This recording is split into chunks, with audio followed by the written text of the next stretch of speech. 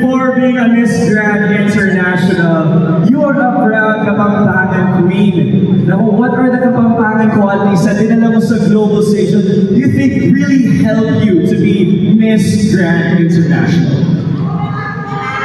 You know what? Pampanga saw my journey ever since I started pageantry. And I think the thing that I brought in international stage is that sulong spirit.